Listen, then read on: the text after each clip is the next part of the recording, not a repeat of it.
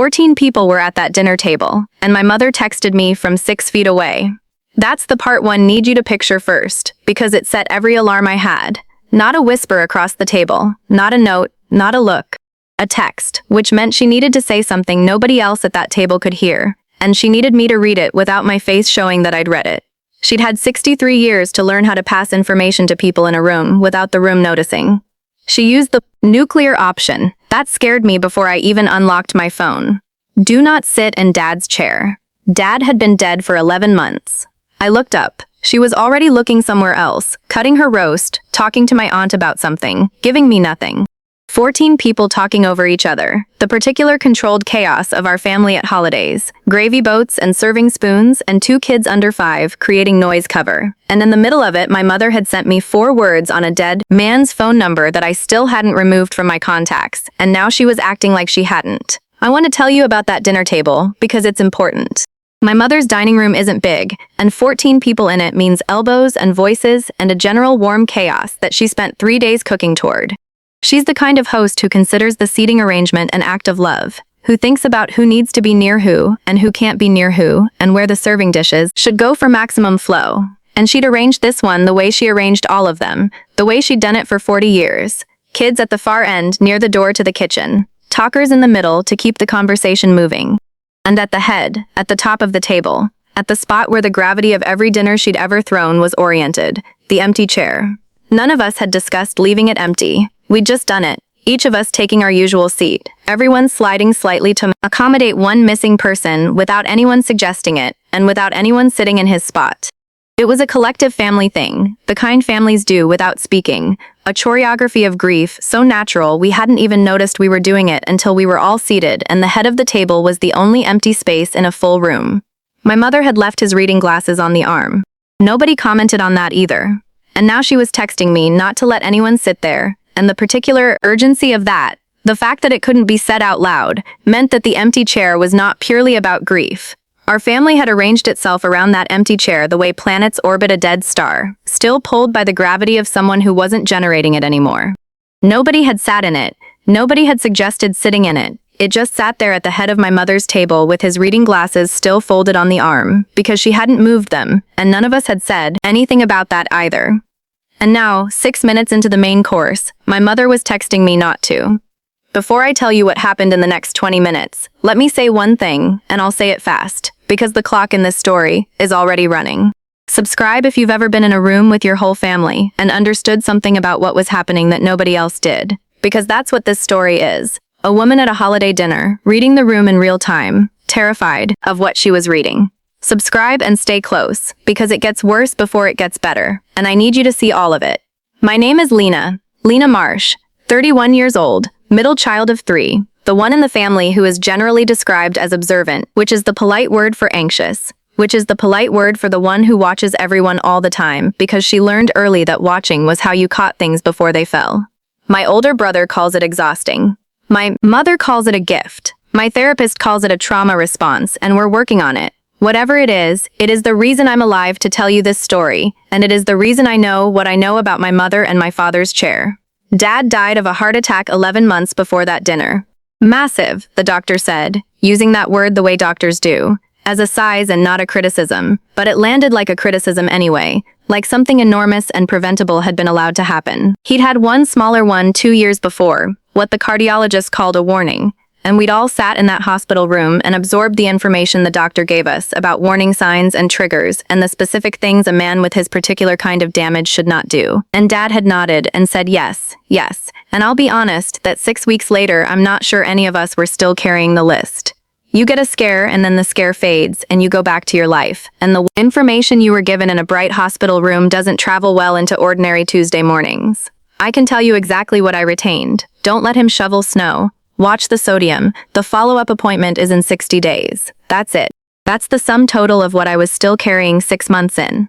What I'd let go of was the longer list, the nuanced part, the part about sustained exertion and stress responses, and the invisible loads that compound in a damaged heart over hours without anyone noticing, because nobody tells you that part in a way that sticks. Or maybe they do, and grief isn't as clarifying as we tell ourselves it is.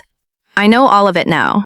I've done the reading since, in the specific guilt-driven way you read things after you've lost someone, hunting for the sentence that tells you whether it was preventable, whether there was a window you stood in front of and didn't see. What I found didn't help as much as I'd hoped.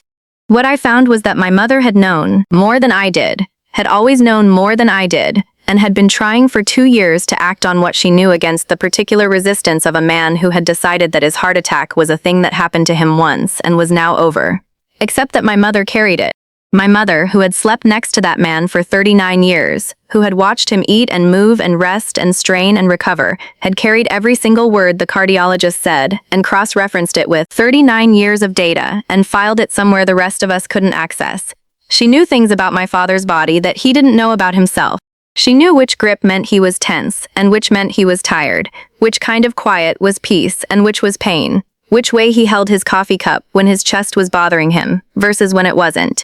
He had hidden things from her the way men of his generation hide things from the people they love, stoically and unsuccessfully, and she had known anyway, and she had not always been able to get him to listen.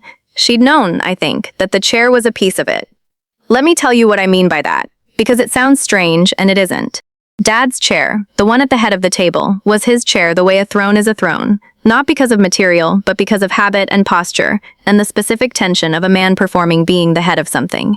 He sat in that chair differently than he sat anywhere else, straighter, more held. 40 years of dinners at the head of a table will build a whole set of muscles and habits around being looked at, and when a man with heart damage holds himself like that for 3 hours of a holiday dinner, when he performs the ease and authority that his family expects of him, his body pays a price that has nothing to do with the food. I have a memory of him from Christmas, 2 years before he died. Long dinner, maybe 15 people, the kind that runs 3 hours because nobody wants to be the first to leave. I was watching him the way I always watch people, and I caught this moment between the main course and dessert, where his hand went flat on the table just for a second, and his face didn't change, but something went very still underneath it. Then my cousin asked him something about his job, and he lit right back up, engaged, laughing, and the moment was gone. I tucked it away in the part of my brain that keeps things without knowing why. I didn't know what it was, yet. My mother knew. I found that out later.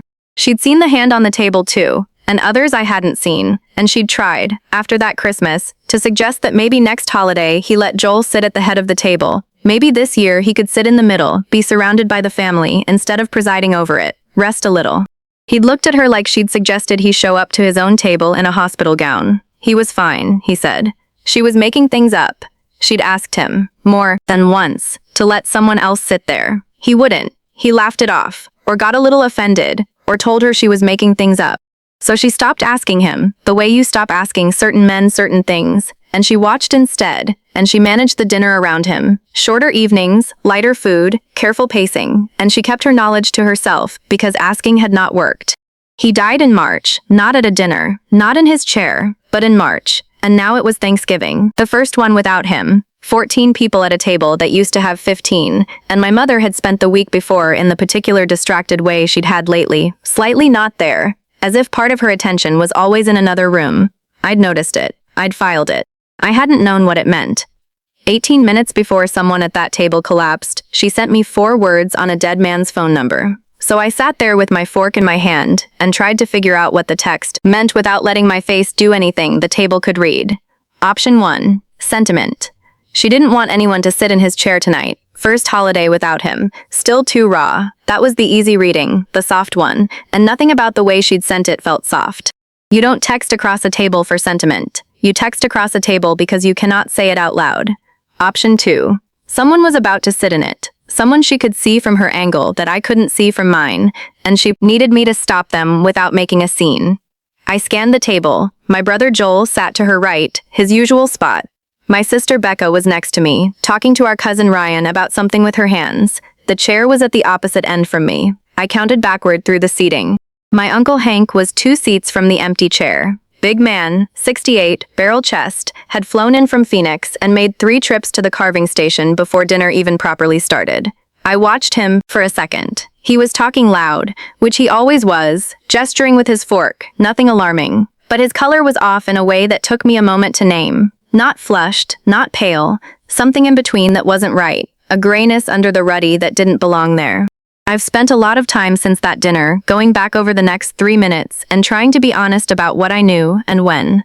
The honest answer is that I didn't have a theory yet. I had a text I didn't understand, and an uncle whose color was wrong, and a mother who was performing calm the way she'd performed calm through every hard thing our family had ever weathered. Which meant something was very wrong. I looked around the table more carefully, trying to see what she was seeing, trying to borrow her angle. Hank was talking to my cousin Ryan about the drive down from the airport. Something about traffic. Animated, loud, his normal volume, but his right shoulder was pulled up slightly in a way that didn't match the looseness of his voice. His wife Carol was talking to my aunt on the other side and not watching him. Nobody else was watching him. 14 people and nobody watching the one who needed watching. I've read since then that heart attack symptoms in older men often present in that exact pattern. A body managing something it isn't advertising. A person continuing to perform normal while something very wrong runs quietly underneath. We're trained to look for the dramatic version, the clutching of the chest, the collapse, the unmistakable. We're not trained to see the shoulder held an inch too high, the hand on the table, the voice that's lost a register nobody but a wife would notice. My mother had been trained for 39 years. She'd given me the alert. And now I was sitting across a table from my uncle, and using every piece of the training I hadn't known I'd received. I texted her back under the table, one thumb. Why? She didn't answer. She was explaining something to my aunt about the gravy, her face pleasant, her phone face down by her water glass. Not going to answer. All right. I looked at Hank again, which is when I noticed his left hand. Hank had put his fork down. That sounds like nothing, I know, but this is a man who once ate through a hailstorm on a camping trip and told us the story while eating, who uses meal times as punctuation in sentences, and never stops either. Hank had put his fork down, and his left hand was flat on the tablecloth, and he was very still in a way that had nothing to do with listening. His face was still moving, still performing, still talking to my cousin about something, but the hand was giving him away. The hand was doing what hands do when a body is trying to manage something it isn't telling the person attached to it. My father used to put his hand flat on the table like that. I'd seen it twice at dinners before the first heart attack. Hadn't known what it meant then, understood in retrospect, had filed the image in the part of my brain that keeps receipts. Everything in me went very, very quiet. Here's the thing about being the person who watches. Your brain builds pattern libraries over years, quietly, without asking your permission, and then one day in a crowded room it pulls a file you didn't know you had and hands it to you and says, here, you've seen this before, and you have maybe 30 seconds to decide whether to trust the file or explain it away. I had a file, Hank's color, Hank's hand, the inexplicable specificity of my mother's text, and a family history I'd been sitting inside my whole life. I trusted the file. I stood up. Not abruptly, not in a way that would have alarmed the table. I stood the way you stand when you need to reach something on the sideboard, casual. And I moved around the back of the chairs toward Hank's end of the table, and as I came up behind him, I put my hand on his shoulder, the way you do when you're passing someone at a family dinner, an ordinary touch, and said in his ear, very quietly, hey Uncle Hank, can I get you anything? You want to step outside for a minute? Get some air? He started to say no. Absolutely started to say no. You could hear the no forming, the automatic male refusal of concern, and then something stopped it. Maybe I squeezed his shoulder harder than a niece ordinarily squeezes.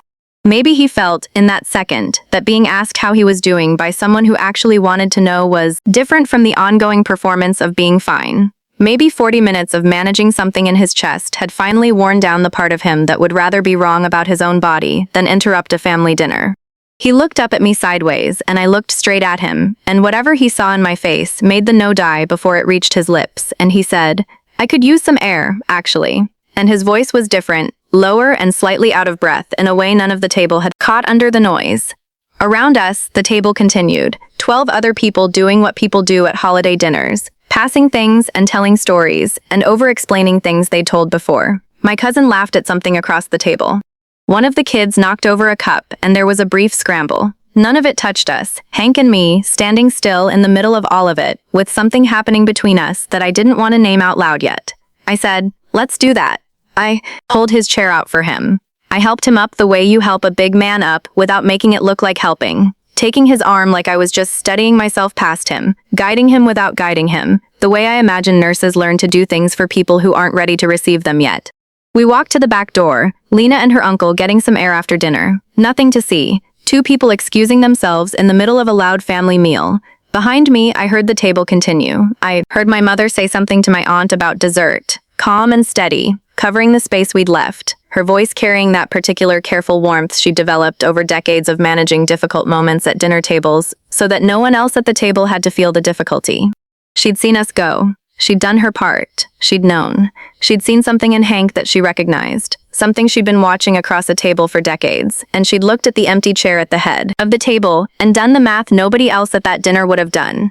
If Hank moves to that seat, if he sits up straight and performs easy authority for another 2 hours in a chair that demands it of whoever sits in it, this dinner ends differently than it started. And she couldn't say it out loud without saying things she wasn't ready to say, about what she knew about that chair, about what she'd watched for 39 years, about the husband she'd lost to the exact set of conditions she was watching gather themselves on her brother-in-law's face. She couldn't say any of it, so she texted her daughter, the one she trusted to read between the lines, the one she knew would not let it go unanswered. Outside, the air was cold and November dark, and exactly what it needed to be. Hank sat on the back step, and I sat next to him, and we didn't pretend for about 30 seconds, which was the most honest 30 seconds I'd shared with a grown man in my family in years. His breathing was labored in a way that made my hands go cold. I asked him how long. He admitted 40 minutes. I asked him what it felt like. He described it, quiet and ashamed, the way men are ashamed of their bodies, and what he described matched the file. 40 minutes. He'd been sitting at that dinner table managing something in his chest for 40 minutes, and nobody had known. Not Carol, not my mother, though she'd clearly suspected something. Not Hank himself, probably, in the sense of knowing rather than hoping it would pass. He was describing pressure and a feeling of something being wrong in a way he couldn't localize, a generalized wrongness that he'd been willing himself through the appetizers on. I held my voice very steady, and I did not let him see that my hands had gone cold, because the cold in my hands was fear, and fear was not useful to him right now. I called 911 from the back step with my hand on his arm, keeping my voice light so the sound wouldn't carry to the dinner table, because the kids were in there, and because my mother would come out if she heard, and my mother did not need to sit on a back step waiting for an ambulance for a man in a chair again. The dispatcher was calm. I was calm. Hank was frighteningly still, which is not how he was ever supposed to be, and I just kept talking to him, about his daughter in Scottsdale, about the fishing trip he'd been planning for spring, about anything that was warm and forward-looking, anything that was not whatever was happening in his chest. At one point he said, "I don't want to ruin Thanksgiving." I told him Thanksgiving was fine. I told him Thanksgiving could look after itself. He almost smiled. My sister came out to find us, drawn by some family radar sense that something had shifted, and she read the situation in about 4 seconds and went back in without a word, and got our mother to the kitchen, away from the table, giving her something to do with her hands and her voice that wasn't watching the back door. A few minutes later, I heard her managing the table. Becca, my sister who can talk about anything to anyone and make it feel light, keeping 14 people in a dining room with the easy force of her personality, redirecting questions and filling silences, and doing the thing that our mother had done for decades, the invisible maintenance of a room, except that Becca was doing it so our mother didn't have to sit at the dinner table watching the back door while she waited. When the ambulance came, it came to the back, and it came without sirens, because I'd asked them to keep it quiet. And I stayed on Hank's arm until the paramedics had him, and then I stepped back, because he was theirs now, and I stood against the back fence in the cold, and watched them work, and let the shaking come up through my legs the way it always waits until you don't need them anymore. Hank went quietly, like the big man he was, complaining mildly about the fuss, which I took as a good sign, and Carol was with him by the time they got to the hospital, having been calmly extracted by my brother, who had done the whole drive to the hospital without alarming the children, which is its own separate competency that I don't fully understand and deeply respect. It came quietly. Hank was inside the front door before the kids in the living room even knew there'd been anything to know. That was everyone doing their job. That was a family operating, for once, in exactly the right direction, the information flowing the right way at the right time, because 2 women at a dinner table had trusted each other across 6 feet of noise and gravy and a dead man's empty chair. He had a heart attack, not massive. That word, again, used as a size, and this time the size was smaller, manageable, something caught and treated and not completed because it was caught in time. He was in the hospital by 9 that night, out in 4 days. Alive and changed in the particular way you get changed by a close call, by the knowledge of the margin. His wife Carol, my aunt, told me later that the cardiologist said another 90 minutes would have made it a different conversation. 90 minutes, roughly the amount of time remaining in a Thanksgiving dinner. I've sat with that number a long time.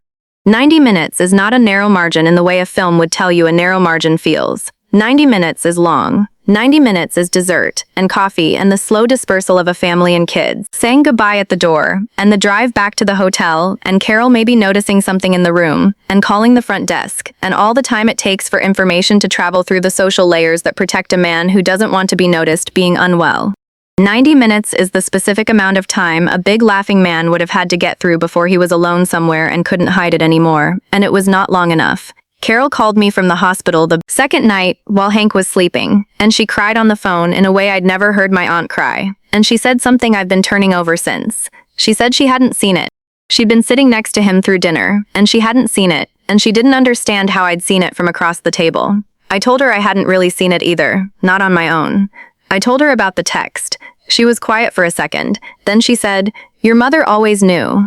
With your father too, she always knew." "I know," I said. "We should have listened to her more," Carol said. "I should have asked her what she saw." I didn't say anything, because I didn't know what the right thing to say was, but I've thought about it every day since, the thing Carol said. Your mother always knew. Said it like a fact that everyone in the family had privately held and never put on the table. Like a piece of common knowledge that had somehow never been spoken, because speaking it would have meant acting on it. And acting on it would have meant changing things. And changing things would have meant acknowledging that the women in that family had been carrying information the men had decided they didn't need. My mother, when I finally sat with her after the ambulance left and the kids were settled and my brother had driven out to the hospital and the dishes were sitting ignored and the gravy was congealed and it was just the two of us at her kitchen table with her cold tea, my mother told me about the chair the way she'd been holding it a long time. She told me she'd watched him for years, my father, and that his body changed in that chair in a way it didn't anywhere else. She told me the cardiologist had said that sustained postural tension, the kind a man holds when he is performing authority for a room, is not trivial for a compromised heart, is in fact the kind of invisible chronic load that nobody accounts for and nobody measures but that a wife of 39 years can see, in the set of a shoulder across a table. She told me she'd said it differently and said it plainly and asked him and suggested it and been brushed off. And that the thing she hated most about grief wasn't missing him, though she missed him every day. It was knowing there were things she'd seen coming and hadn't been able to stop, and now seeing them come for his brother, and recognizing the shape of it, and not having any way to say so across a dinner table except a text to her daughter. We sat, quiet for a minute. Outside a car went by, and the house settled. She turned her teacup in her hands, the same way Walt turned his, and I thought about all the people in my life who hold things in their hands to stay still. "When did you see it?" I asked. "With Hank. When did you know?" "When he came in," she said. "At the door, the color, and then the way he sat down. He sat down the way your father used to sit down when he didn't want anyone to see that sitting down was an effort." She was quiet for a second. I wasn't sure. I didn't want to cause a scene if I was wrong. I thought if I could just keep him away from the chair, give it another 30 minutes to see how he was. She stopped. She looked at her hands. I should have said something louder. I should have found a way. "You found a way," I said. "You texted me." She looked up then. She was 63 years old, and she'd buried her husband and watched his brother almost follow him in the same year, and something in her face was very tired and very clear at the same time, and she said, "You were always the one I could text." Like it was a fact about me she'd been keeping, something she was finally putting down on the table between us. I didn't know what to say to that, so I didn't say anything, and she didn't either, and we sat in the kitchen with the cold gravy and the uncleared table and the particular quiet of a house where something almost happened and didn't.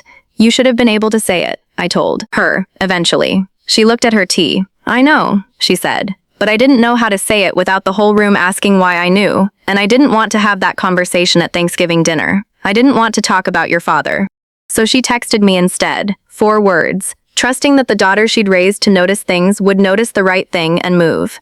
Here's what I think about now, when I think about that night, and I think about it often. Not the diagnosis, not the 90 minutes, not even the chair itself, though I think about the chair. What I think about is all the things my mother knew that she never had a space to say, because the space for them kept belonging to something else, to his comfort, to his pride, to the holiday, to the kids at the table, to the decorum of a dinner party, to 39 years of a particular shape of marriage that didn't always leave room for a woman to say, "I can see what's happening to your body and here is what I know." She'd spent decades being the most informed person in the room about 2 men's health and having nowhere to put it. And the one time she'd found a place to put it, a text across a table, 4 words, "Trust your daughter." It worked, and her brother-in-law is alive, and his daughter got her father home for Christmas, and the cardiologist's 90 minutes turned into years instead.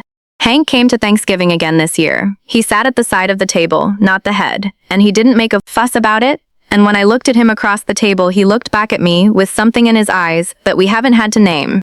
Before the meal, he hugged me in the way he didn't used to hug people, the kind where he actually stopped moving, and he held on, and I let him, and neither of us said anything, because some things you can't really say, but you can hold for a few seconds in a November kitchen, and then let go.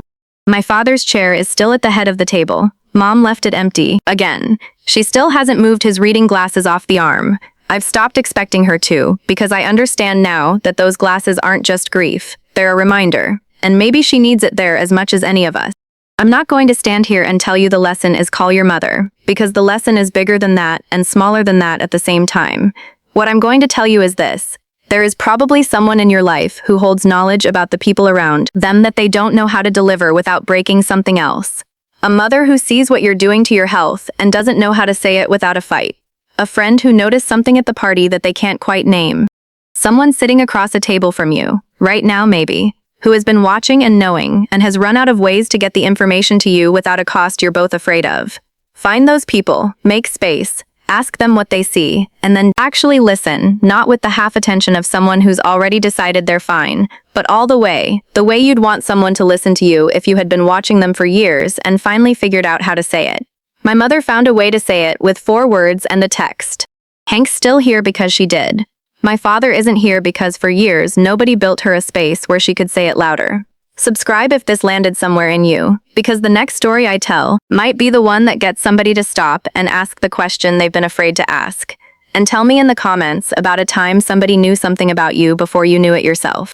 The ones who watch, who carry the quiet knowledge, who text 4 words across a dinner table when it's the only way left, those are the people I want to hear about tonight. One more thing, and then I'll let you go. Dad's reading glasses are still on the arm of that chair. I asked Mom once, a few months back, whether she was ever going to move them, and she thought about it for a long time, and then she said, "When I'm ready." I don't push it. What I do now, every time I'm at that table, is sit somewhere I can see the head of it, so that if she needs to text me, I'm looking in the right direction. It's a small thing. It costs me nothing. It means that if she sees something and needs to reach me without anyone noticing, I'm reachable. That's all the watching is, really. Just making yourself reachable for the people who know things and don't always have a way to say them. Stay reachable. You might be the only one close enough to pick it up in time.